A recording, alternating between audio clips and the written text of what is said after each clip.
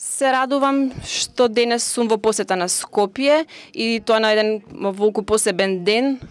Токму поради тоа сакам на вам, но пред се на сите граѓани на вашата земја да ви честитам за вашиот национален празник, за денот на зависноста. И се радувам што веќе 25 години имаме дипломатски односи помеѓу двете земји. Тие се интензивни, пријателски и успешни, таква е нашата соработка. Околу 100.000 жители од вашата земја живеат во Германија. Тие се еден вид на мост, но многу поважно е она кое што вие го кажавте, тоа е интензивната размена помеѓу нашите економии. 3,5 милиарди евра на трговска размена, која што е во порост. Имаме стопанска комара, која што сега ќе се формира сега и управувачки комитет. И на тој начин уште повеќе ќе се интензивираат врските. Тоа покажува дека и германските претпријатија имаат доверба во вашата земја, во луѓето на оваа земја, но тоа изборува дека сакаме уште да имаме поинтензивна врска помеѓу земите. Сојузната влада се залага за продлабочување на овие врски и јас лично. Се разбира дека не зборувавме само за билатералните односи, туку и за она што ќе се случи на 30 септември. Веќе имаше еден референдум. Денес е всушност ден на кој што вие се потсетувате на претходниот референдум.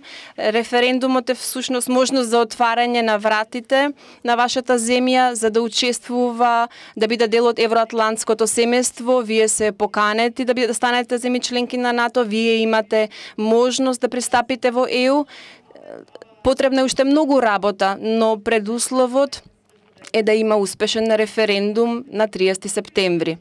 И се разбира, не сакам да се мешам во одлуката на вашите граѓани, но од собствено искуство можам да кажам дека ова е историска шанса која што не се појавува секој ден. Таа е шанса која што една генерација има само еднаш. Овој 30 септември е историска шанса. И затоа од мој аспект сакам да кажам, не останете на ваков историски ден дома. Искористете вашата демократска можност да го кажете она што мислите или она што сакате да го кажете за иднината на вашата земја. И се разбира, зборувавме и за ова. На премиерот, но и на сите кои што учествуваат, би сакала да кажам, тоа се однесува и на грчкиот премиер Алексис Ципрас. Тука е и улогата на Бугарија, на Бојко Борисов. Би сакала да им се заблагодарам за нивната храброст. Со години се наоѓавме во една ситуација каде што немаше никаков напредок и сега се постигна пробив. Затоа беше потребна политичка храброст и затоа 30 септември е уште еден клучен ден за иднината на вашата земја. Зборувавме и за ситуацијата во регионот.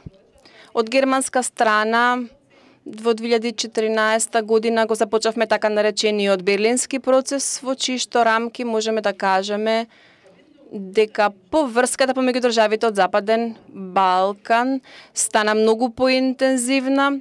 Исто така и соработката со Европската унија, прекогранични инфраструктурни проекти кои што се започна. Основавме и младенска организација за да може младите подобро да имаат размена меѓу себе и за да им ја подобриме перспективата на младите во луѓето. Тоа ми е многу значајно. Уште еднаш 2,5 милиони евро ќе дадеме на располагање за стручното образование на младите луѓе тука во земјата да го поддржиме. Исто така ќе испратиме советник за економски прашања за да може да координира работата на владата и на стопанската комора, бидејќи сакаме да ја поддржиме вашата земја на потамошниот пат кон реформите кои што се неопходни за да стане земја членка на Европската унија. Се на се многу блиска соработка меѓу нашите земји, пријателска соработка. И сега постои надеж дека ќе се направат клучните чекори за да станете дел од семејството на ЕУ и на НАТО. Председателот на државата нема да го сретнам, но ќе го сретнам лидерот на опозицијата. Мојот одговор е на истото кој што го кажав.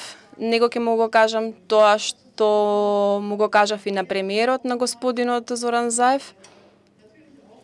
И се разбира, ќе зборувам и за тоа дека во една демократија за одлучните прашања, тоа и во Германија беше секогаш така, треба се носи, има национална заедничка одговорност, ќе зборуваме за тоа. Инаку ваквите разговори имаат одлука и целта е за да се разговара еден со друг.